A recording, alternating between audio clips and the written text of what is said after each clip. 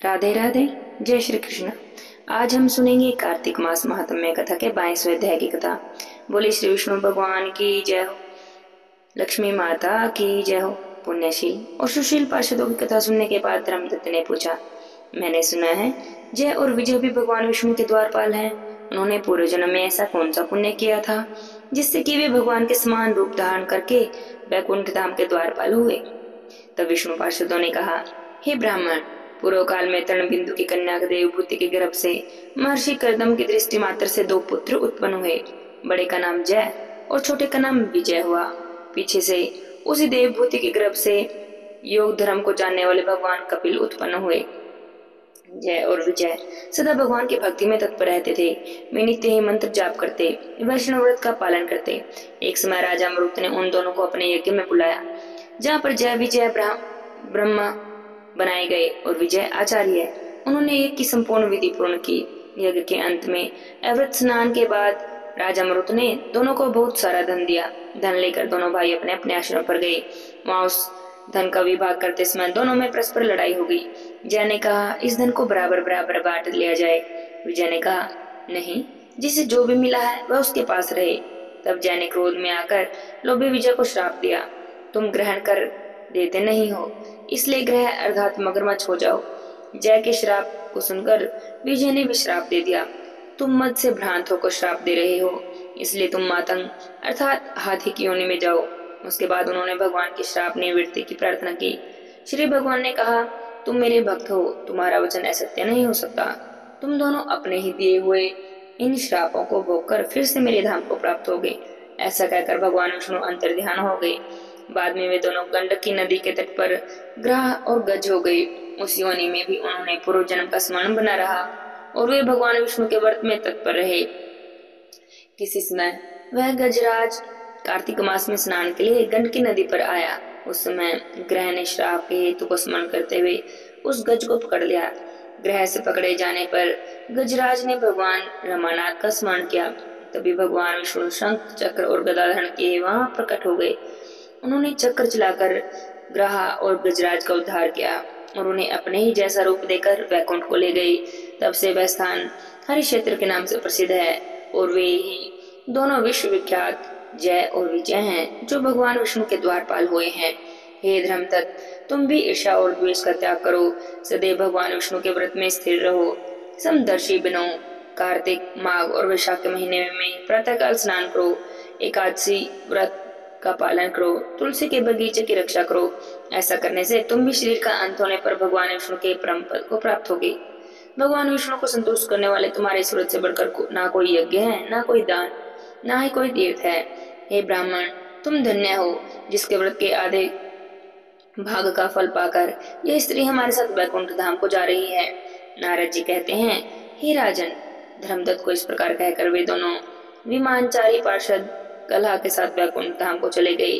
धर्मदत्त जीवन भर भगवान के व्रत में स्थिर रहे और मृत्यु के बाद अपनी दोनों स्त्रियों के साथ वैकुंठ धाम को गए। इस कथा को जो कोई भी सुनता है अथवा सुनाता है, वह भगवान का सानिध्य प्राप्त करने वाली उत्तम गति को प्राप्त करता है। आगे क्या हुआ, इसका वर्णन हम अगले अध्याय की कथा में सुनेंगे। आज की कथा को यहीं पर विराम करते हैं। बोले विष्णु भगवान की जय हो, लक्ष्मी माता की जय हो। अब सुनते हैं कार्तिक मास में सुनी जाने वाली चटक वृंदा की कहानी। बोलिए वृंदा जी महाराज की जय हो।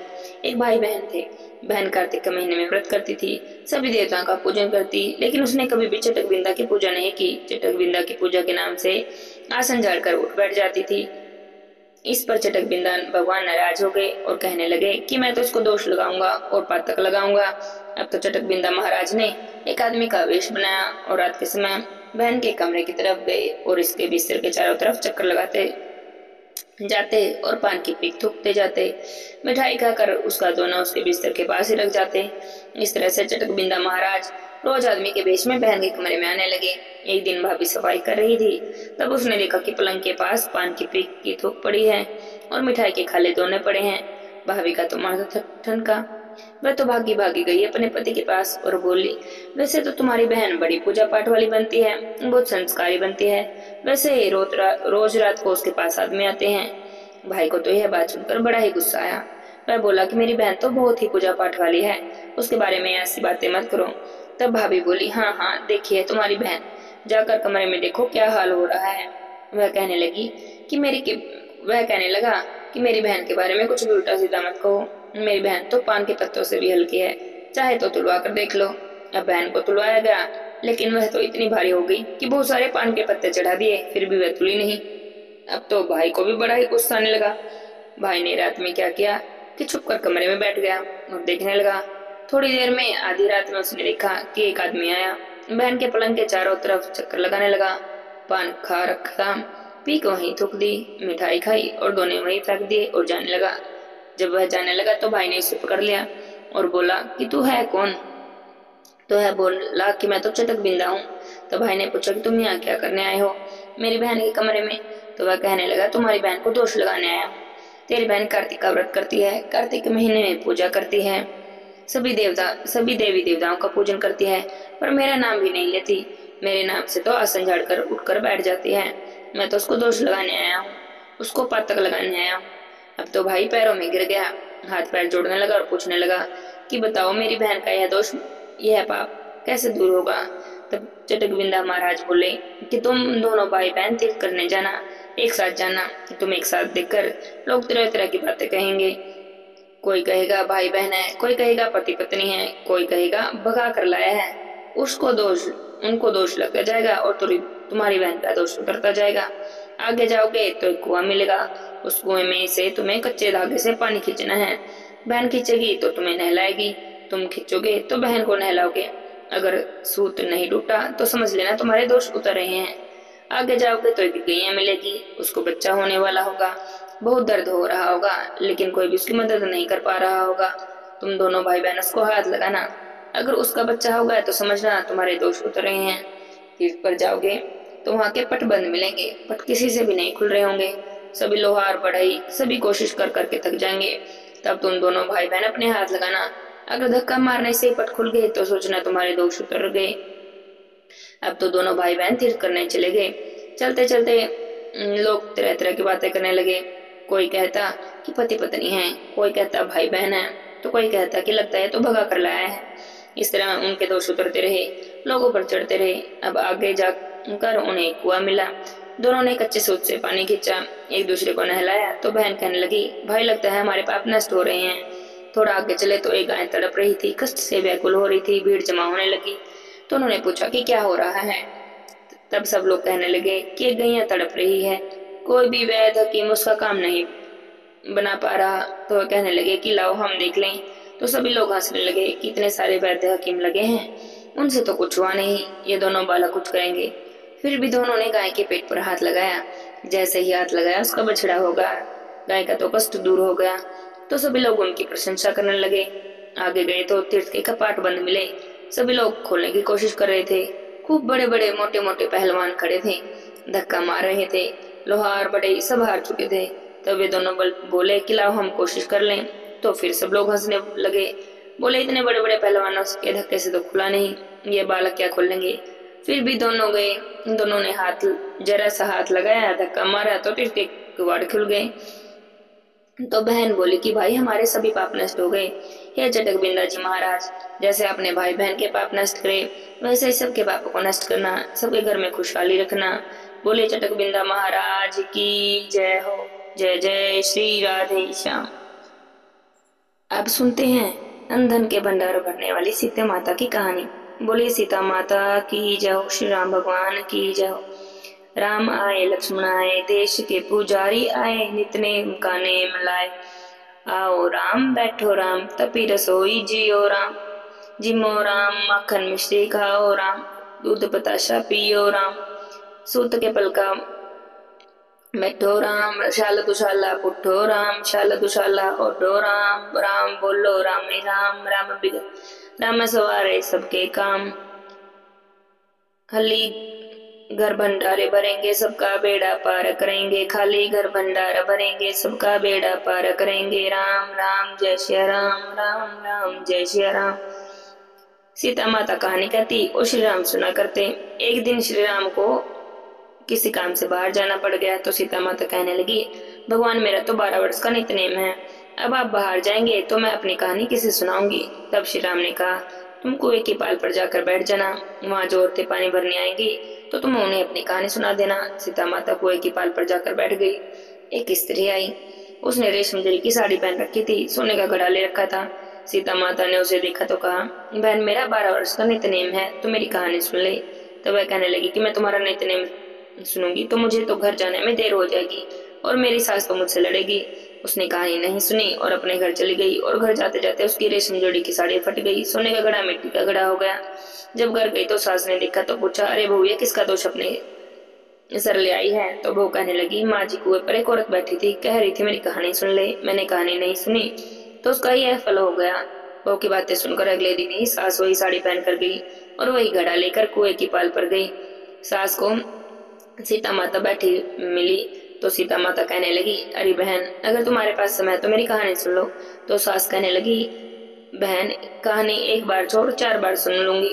तब सीता माता कहानी सुनाने लगी।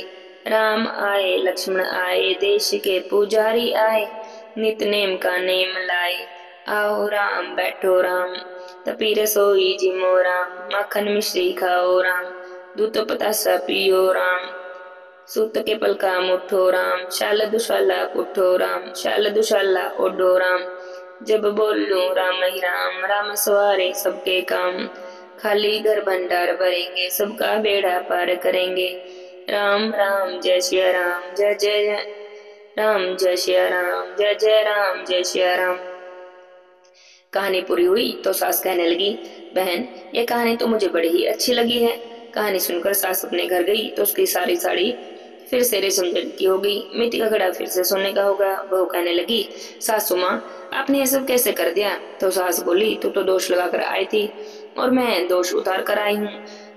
बहू ने पूछा कि वह कौन थी। तो सास बोली कि वह सीता माता थी, पुराने से नया कर देती है, खाली घर भंडार भर देती है, लक्ष्मी जी का घर में वास कर देती है, जो भी मन से इच्छा हो उसे पूरी कर देती है।